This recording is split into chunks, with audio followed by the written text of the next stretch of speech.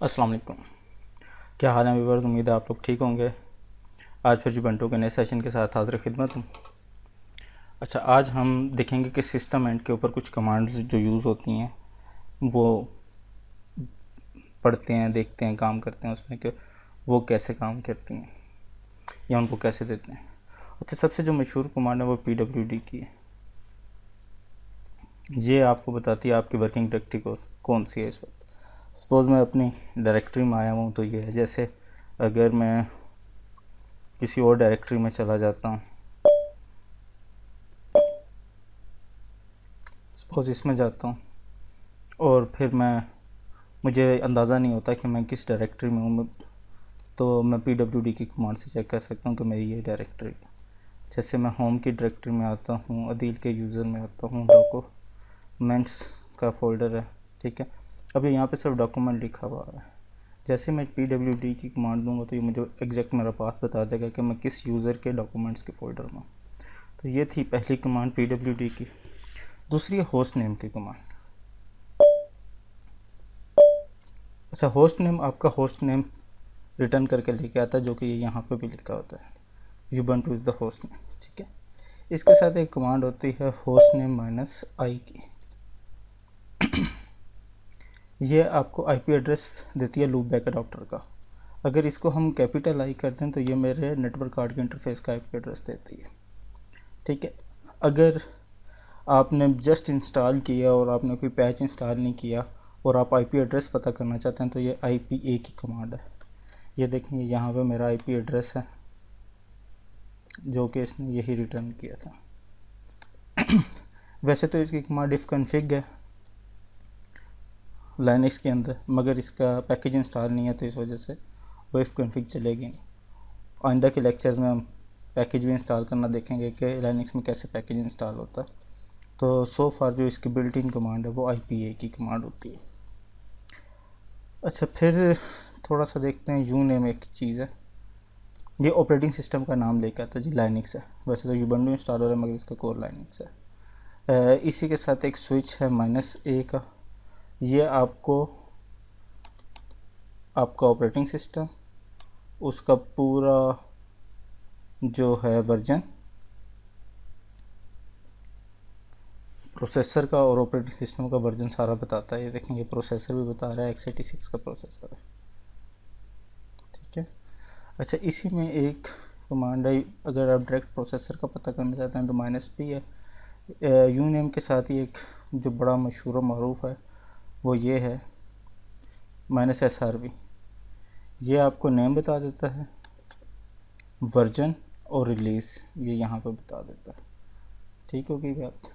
अच्छा, इसके बाद एक कमांड यूज़ होती है जो कि आपने फुल इंफॉर्मेशन अगर सिस्टम की मालूम करनी हो तो उसके लिए यूज़ होती है। सही, मैं उससे पहले थोड़ी सी लाइन दे रहा हूँ क्योंकि वो काफ़ी लंबी डिटेल में आती है। तो LSCPU की कमांड है वो।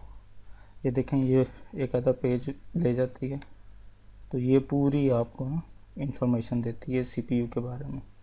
आर्किटेक्ट कौन सा है, CPU का मॉडल 32 है, 64 बिट है, एड्रेस साइज़ आपका कौन सा है, CPU कितने लगे हुए हैं, ऑनलाइन क्या है, सॉकेट कितनी है, ठीक है, मॉडल नेम क्या है, ये core i3 8th generation, CPU megahertz कितने हैं, कैशे कितनी है, ये सारा कुछ देता है। अच्छा, इसी के साथ एक और कमांड है वो भी इसी काम के लिए यूज़ होती है। उसके लिए भी मैं थोड़ी सी जगह छोड़ देता हूँ ताकि इजी से हम देख सकें। वो है cat prog CPU info।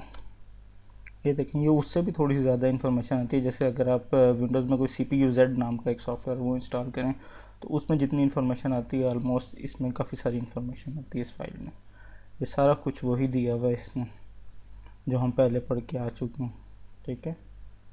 Processor का नाम, कैशे, ठीक है, उसमें मेगाबाइट में बताया था, इसमें किलोबाइट में बताया। तो ये दो बड़ी मशहूर और मारूफ कमांडें हैं, एक LSCPU की और दूसरी है cat prog CPU info। ये आपके लिए बड़ी हेल्पफुल कमांड है। अच्छा, इसके अलावा अगर आपने डेट मालूम करनी हो तो डेट की कमांड है, सिंपल डेट लिखेंगे तो ये पूरी आपको कंप्लीट डेट दे देगा, मंथ, डे, ईयर और साथ टाइम जितना भी है वो दे देगा। इसके अलावा अगर आपने कैलेंडर लिखना है तो CL लिखेंगे तो कैलेंडर आ जाएगा पूरा। अच्छा, W की कमांड, सिर्फ W लिख के एंटर करेंगे तो ये आपको बताएगा कौन कौन सा यूज़र इस वक्त ऑनलाइन है। सपोज़ अगर मल्टी यूज़र मेरे PC पे कनेक्ट होते हैं तो और सारे इकट्ठे लॉगिन हों तो वो यहाँ पे मुख्तलिफ यूज़र आना शुरू हो जाएंगे, कौन कौन सा लॉगिन है। ठीक है, W की कमांड से ये होता है। अच्छा, इसके अलावा अगर मैंने ये देखना हो कि ये कितनी देर से ऑन है मशीन, तो अप टाइम की कमांड है, 2 घंटे 30 मिनट से मशीन ऑन है मेरी। ठीक है, एक यूज़र के साथ है, लोड एवरेज है इसका बिल्कुल। हमने PWD की कमांड देख ली थी, ये आपको वर्किंग डायरेक्टरी बता देती है। अच्छा, यहाँ से अगर डायरेक्ट मैंने अपने यूज़र के होम में जाना हो तो टिल्डा का साइन यूज़ किया जाता है। ये देखें, ये मद्दा का जो साइन है ये मेरी होम डायरेक्टरी है। -L करूँगा तो मेरी होम डायरेक्टरी के अंदर जो कुछ वो आ जाएगा। अगर मैं इससे एक स्टेप पीछे जाता हूँ और LS करता हूँ तो देखें वो अदील से बाहर निकला। इस वजह से अगर मैंने यहाँ पे ही CD टिल्डा का साइन कर दिया तो ये मुझे मेरे अदील की फ़ोल्डर में ले आता है और मुझे मेरी सारी वर्किंग डायरेक्टरीज दिखा देता है। ठीक है। अच्छा, इसके अलावा अगर मैंने डायरेक्ट इन्फो की कमांड यूज़ करनी है तो इन्फो बेसिकली ऑनलाइन इंफॉर्मेशन लेके आता है किसी भी कमांड की। सपोज़ मैं कहता हूँ जी नेटिस के लिए कनेक्ट होना चाहिए इन्फो LS, ये LS की कमांड का पूरा ऑनलाइन मैनुअल लेके आएगा।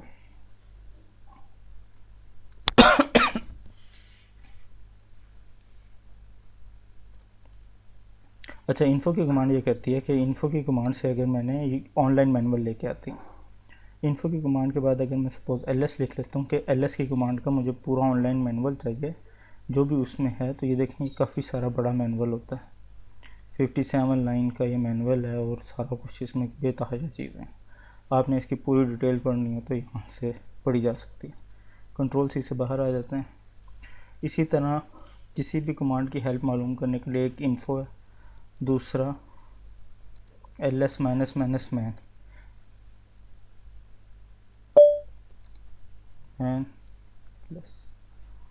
सॉरी वो गलत हो गया, मैन LS है। और ये जो इन्फॉर्मेशन निकाल के देता है ये लोकल इन्फॉर्मेशन पड़ी होती है आपके कंप्यूटर के अंदर, जब इंस्टॉल होती है तो ये कुछ इन्फॉर्मेशन लेके आता है।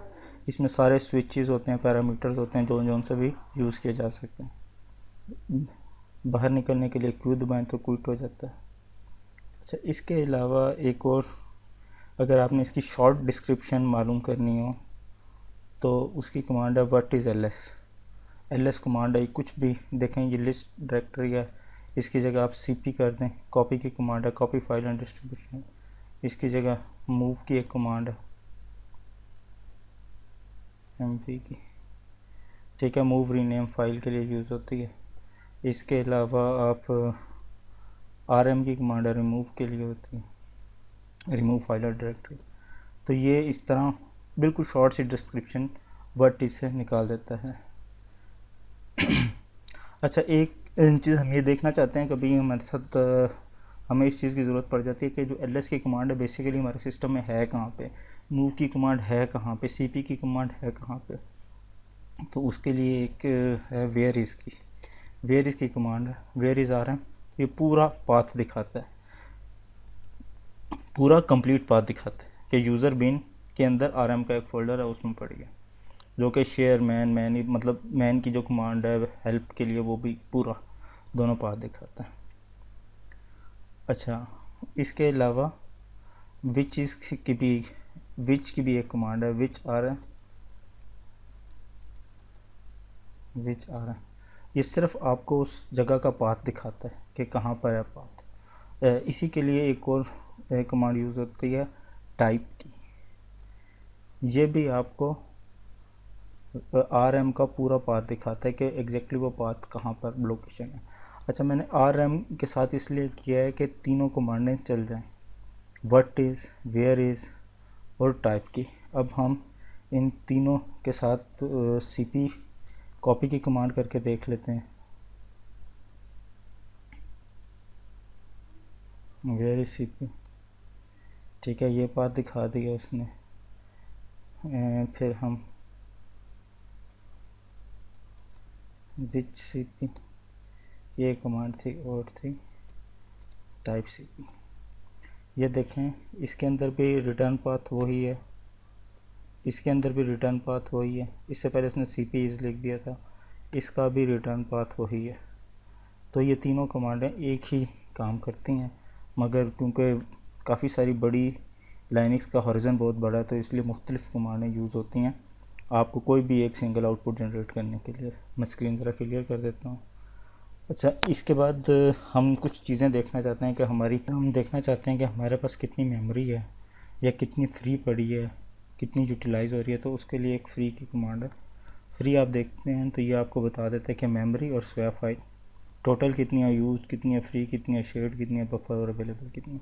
मगर ये क्योंकि ह्यूमन रीडेबल नहीं है तो हमने जैसे ह्यूमन रीडेबल स्विच पढ़ा था -h का, तो जैसे ही हम -h लगाते हैं तो ये आपको बता देते हैं कि मेमोरी 1.9 मतलब 2 GB है, यूज़ 1.1 GB है, फ्री इतनी है, शेयर्ड इतनी हुई है। तो ये सारी आपको बता देता है, स्वैप के साथ भी बता देता है और दूसरी भी बता देता है। इसके अंदर कुछ प्रोसेस चल रहे होते हैं, जैसे हमने PS लिखा तो ये जितने प्रोसेस रनिंग प्रोसेस हैं वो आपको बता देता है कि ये चल रहे हैं। हमने कोई प्रोसेस करना हो तो किल की कमांड है और आगे प्रोसेस की आईडी दे देते हैं। अभी मैं कोई प्रोसेस की आईडी से किल नहीं करूँगा, तो वरना आप अगर सपोज 6597 लिख के इंटर करें तो ये गलत इंटर हो गया, उसने बता दिया कि नो सच प्रोसेस। 97 लिख के इंटर करेंगे तो ऑब्वियसली आपका ये प्रोसेस किल करना शुरू कर देगा। ठीक है, सो फॉर हम अभी से किल नहीं करते, ठीक, मगर आप करके देख सकते हैं कोई भी प्रोसेस जो उनसे। अच्छा, इसकी जैसे हमने फ्री की कमांड यूज़ की मेमोरी के लिए, इसी तरह इसकी एक और बड़ी फेमस किस्म की कमांड है टॉप की।